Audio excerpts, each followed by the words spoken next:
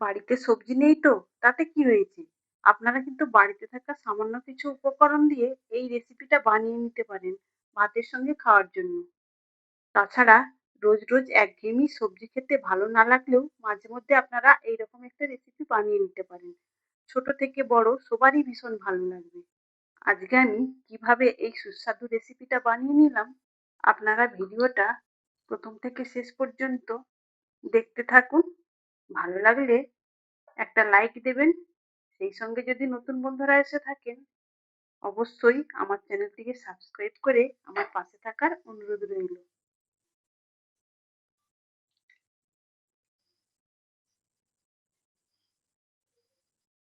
আজকে রেসিপির জন্য লাগবে ডাল। আজকে আমি নিয়েছি ১ বাটি ছোলার ডাল, তবে আপনারা মুসুর ডালও নিতে পারেন। আর এই ছোলার ডালটাকে ভিজিয়ে রাখতে হবে ৩ থেকে ৪ ঘন্টা। ছোলার ডাল ভিজতে একটু বেশি সময় লাগে, তাই ৩-৪ ঘন্টা ভিজিয়ে রাখতে হবে। আর যদি মুসুরির ডাল নেন তাহলে কিন্তু খুব কম সময়েই ভিজে নরম হয়ে যাবে। আমি এখানে ছোলার ডালটাকে ৪ ঘন্টা আগে ভিজিয়ে রেখেছিলাম। আর দেখুন এই ৪ ঘন্টার মধ্যেই কত সুন্দরভাবে ভিজে নরম হয়ে গেছে। তবে আমি উষ্ণ গরম জল দিয়ে এই ডালটাকে ভিজিয়ে রেখেছিলাম। আর আগেই আমি ডালটাকে ২ থেকে ৩ বার জল পাল্টে পাল্টে ধুয়ে নিয়েছিলাম। এখন লাগবে একটা মিক্সিং জার। এই মিক্সিং জারের মধ্যে ডালটাকে আমি জল থেকে ছেঁকে তুলে নেব। তুলে এই মিক্সিং জারের মধ্যে দিয়ে দিলাম। তবে আপনারা চাইলে শিলপাটাতেও বেটে নিতে পারেন। মিক্সিং জারের মধ্যে ডালটা দেওয়ার পর এর মধ্যে দিয়ে দেবো ২ টো কাঁচা লঙ্কা। আর দেবো অল্প একটু আদা। সেই সঙ্গে দিয়ে দেবো অল্প একটু গোটা জিরে। এখন সামান্য জল দিয়ে মিক্সিতে একটা পেস্ট বানিয়ে নেব। এখানে দেখুন বন্ধুরা, এইভাবে আমি ডালের একটা পেস্ট বানিয়ে নিয়েছি। এখন এই বাটা ডালটা একটা বড় মিক্সিং বোলের মধ্যে ঢেলে নেব। বাটা ডালটাকে মিক্সিং বোলের মধ্যে ঢেলে নেওয়ার পর এর মধ্যে দিয়ে দেবো পরিমাণ মতো লবণ। লবণটা দিয়ে আমি হাত দিয়ে খুব ভালো করে ডালটাকে ফেটিয়ে নেব।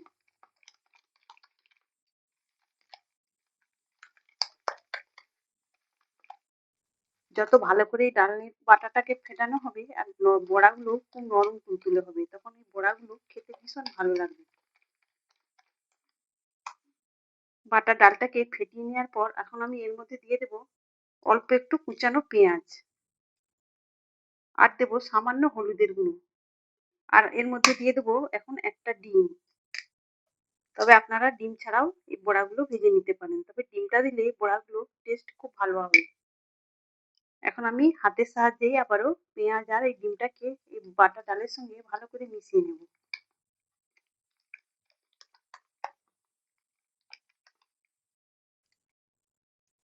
তবে এখানে আমি অল্প করেই পেঁয়াজ দিয়েছি। তবে আপনারা চাইলে পেঁয়াজ ছাড়াও এই বড়াগুলো ভেজে নিতে পারেন, তবে পেঁয়াজটা দিলে খেতে ভালো লাগবে। আমি সবকিছু সুন্দর করে মিশিয়ে নিয়েছি। আর রান্নার জন্য আরো কিছু উপকরণ আমি রেডি করে নিয়েছি। এখানে আমি নিয়েছি ২ টো ছোট সাইজের আলু। আলুগুলোকে এইভাবে আমি লম্বা করে কেটে নিয়েছি। আর এখানে নিয়েছি আমি ২ টো পটল। পটলগুলো অল্প একটু খোসা রেখে এইভাবে ছাড়িয়ে নিয়ে আমি ২ ফাল করে কেটে নিয়েছি। আর নিয়েছি এখানে একটা বড় সাইজের কুচানো পেঁয়াজ, তার সঙ্গে নিয়েছি একটা মিডিয়াম সাইজের টমেটো। টমেটোটা আমি এইভাবে কেটে নিয়েছি। আর নিয়েছি এখানে ৩ টে কাঁচা লঙ্কা। কাঁচা লঙ্কা ৩ টে এইভাবে চিড়ে নিয়েছি। আর এখানে একটা মশলা বেটে নিয়েছি। মশলার বাটার মধ্যে রয়েছে ২ টো কাঁচা লঙ্কা, ১ চামচ সাদা জিরে আর নিয়েছি ১ ইঞ্চির মতো আদা।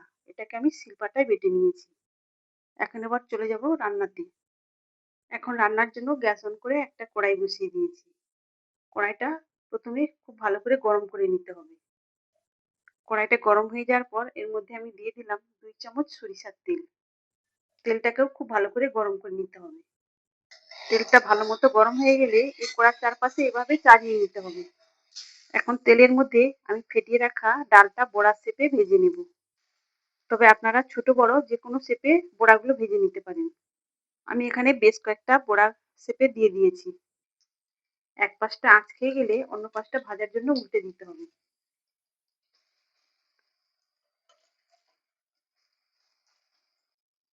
বড়াগুলো উল্টে দিয়েছি। এখন উল্টে পাল্টে বড়াগুলো ২ সাইডটাই লালচে কালার করে ভেজে নিতে হবে।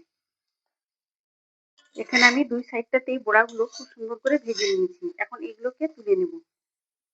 ডিম দিয়ে ভাজার ফলে দেখুন বড়াগুলো দেখতে কতটা সুন্দর আর কতটা লোভনীয় হয়েছে, আর খেতেও দারুণ টেস্টি হবে এই বড়াগুলো। এখন বাকি যে ডালটা রয়েছে সেটা দিয়ে আমি আবারও বড়াগুলো ভেজে নেব।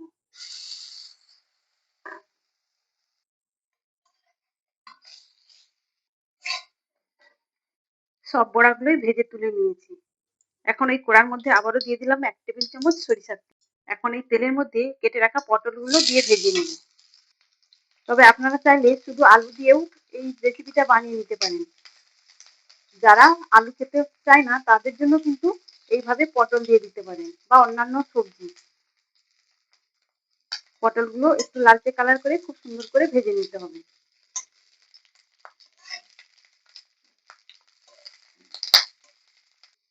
পটলগুলো একটু লালচে কালার করে ভেজে নেওয়ার পর ওর মধ্যে আমি এখন দিয়ে দেবো কেটে রাখা আলুগুলো।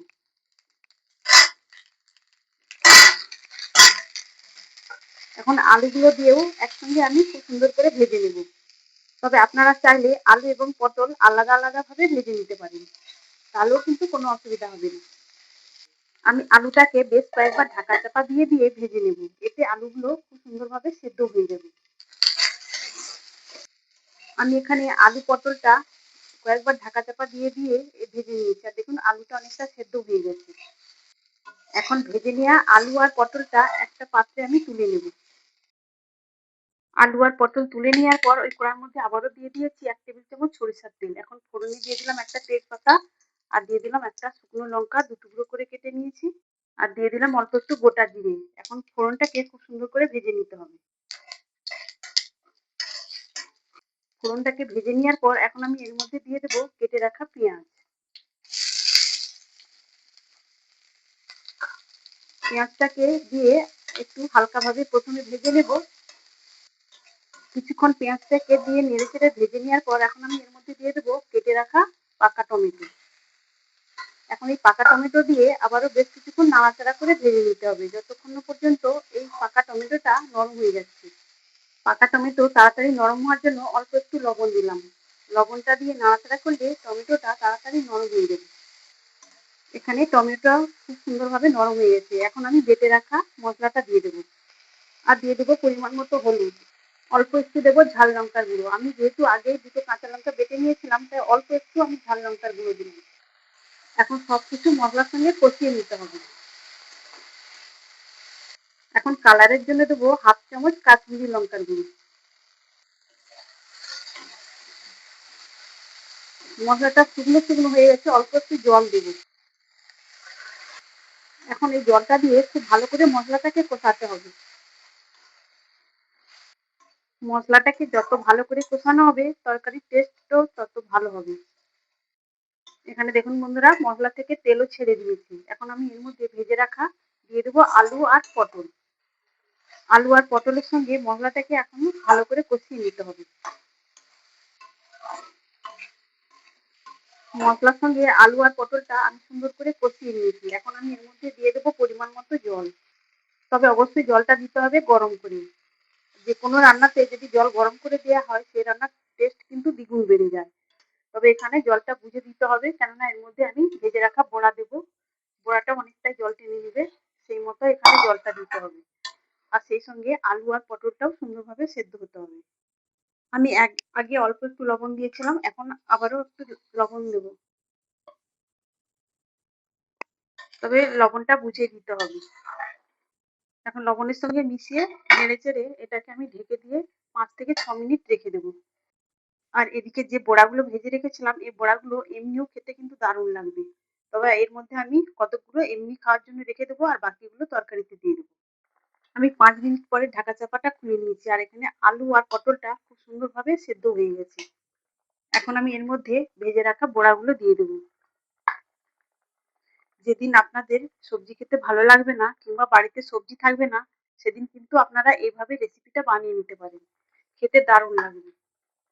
বড়াগুলো দেওয়ার পর আবারও আমি 3 মিনিটের মতো ঢেকে রাখবো। আমি চিড়ে রাখা কাঁচা লঙ্কাটা দিতে ভুলে গিয়েছিলাম, এখন দিয়ে দিলাম, দিয়ে আবারও আমি ঢেকে দেবো।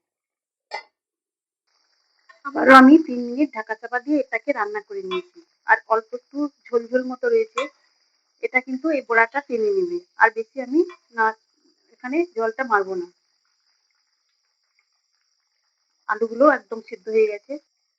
আজকের এই রেসিপিটা আপনারা গরম ভাতের সঙ্গে খেতে পারেন, খেতে দুর্দান্ত লাগবে। ছোট বড় সবারই ভীষণ ভালো লাগবে। তাহলে বন্ধুরা, আজকের রেসিপি আপনাদের কেমন লাগলো অবশ্যই কমেন্ট করে জানাবেন। এখন আমি এই তরকারিটাকে নামিয়ে নেব। তাহলে বন্ধুরা, আজকের মতো আসি। সবাই ভালো থাকবেন, সুস্থ থাকবেন। ধন্যবাদ।